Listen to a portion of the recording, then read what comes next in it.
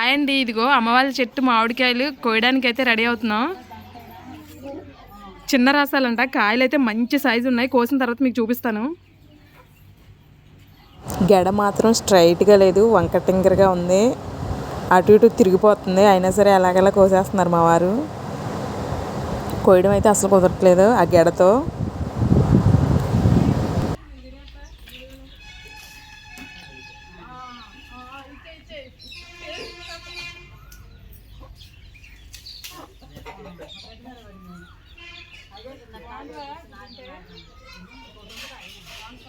ఒక కాయ అయితే మాత్రం చెట్టునే పండిపోయింది. కర్ర పెట్టగానే పడిపోయింది గడ్డం దగ్గర. నేను వెళ్ళి తీసుకొచ్చాను. అది చెట్టున పండినా కానీ తీయగా ఉంది. నేను తిని చూశాను, రసాలు పుల్లగా ఉంటాయి చెట్టున పండితే, అయినా ఇది తీయగానే ఉంది. ఇలా ఇంట్లో కాసిన కాయలు తింటూ ఉంటే ఆ థ్రిల్లే వేరు.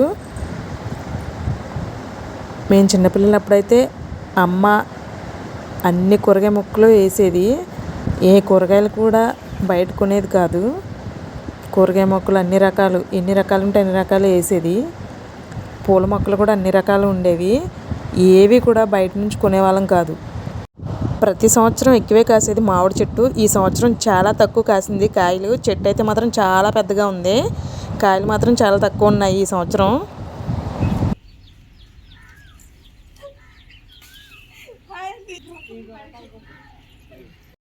కిందవన్నీ కోయడం అయిపోయింది. డాబా పైకి వచ్చేసాం కాయలు కోయడానికి. కింద అందేవన్నీ కోసేసి పైకి కూడా వచ్చేసాం. కాయలు ఉన్నదే తక్కువ అనుకుంటే ఆ గెడ తగిలినప్పుడల్లా కాయలు రాలిపోతున్నాయి. చాలా వరకు కింద పడిపోయాయి కోసేటప్పుడే. ఇంట్లో కాసిన కాయలు కదా, ఎటువంటి మందులు యూజ్ చేయం కదా, కాయలు మాత్రం ఎంత చక్కగా తినొచ్చు. ఈ గెడతో కాయలు కోయడం అయితే అస్సలు కుదరట్లేదు. ఏవో కొన్నే కోసాం, అందేవి మాత్రమే. చిన్న రసాలు చిన్న చిన్నగా ఉంటాయి. ఇవేంటో అక్కడక్కడ కొన్ని పెద్దగా ఉన్నాయి కాయలు.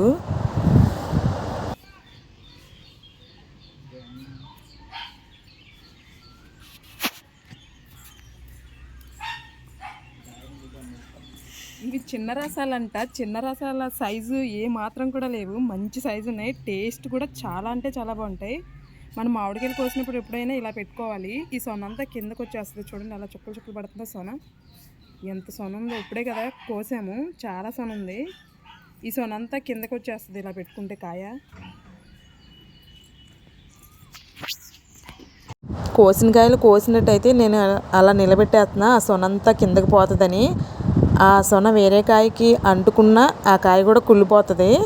అందుకని చెప్పేసి నేను ముచ్చుకులు కింద వైపు పెట్టేశాను మొత్తం.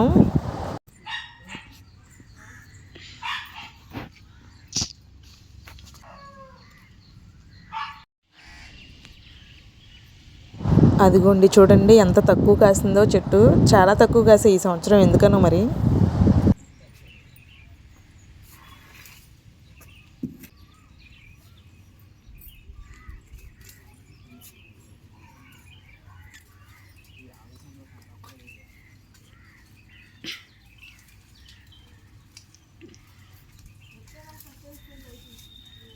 కాయలు కోసినంతసేపు కాకులు పిచ్చుకలు భలే అరుతున్నాయి.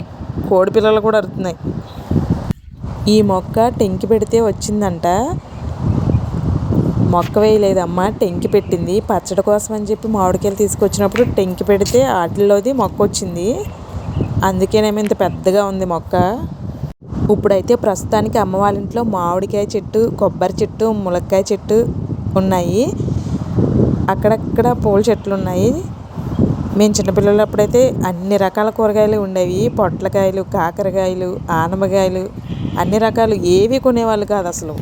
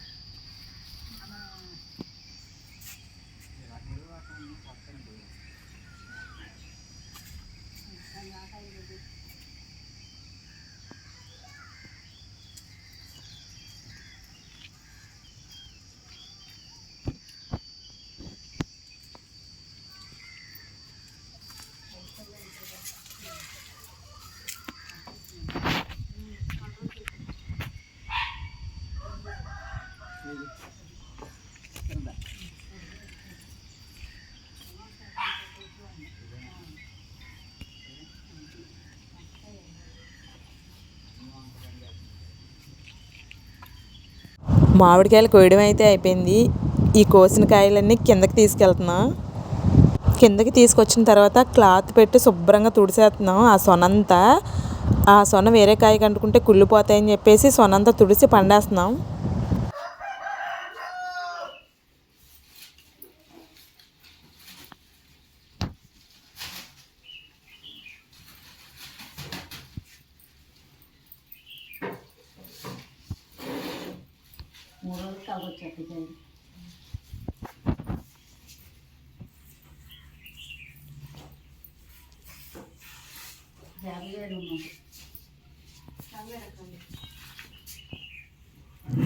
కాయలు మొత్తము కూడా శుభ్రంగా తుడిచేసాము. తుడిచిన తర్వాత ఇలా వరుసగా పేర్చుకుంటూ వచ్చేసాము. ఈ కాయలన్నిటి మీద ఇప్పుడు ఉరగడ్డి వేయాలి. అడుగున పెట్టాలి ఉరగడ్డి, పైన కూడా పెట్టాలి. వీడియో కనుక మీకు నచ్చితే చిన్న లైక్ ఇచ్చి ఛానల్ సబ్స్క్రైబ్ చేసుకోవడం మాత్రం మర్చిపోకండి. Thank you for watching. Bye bye.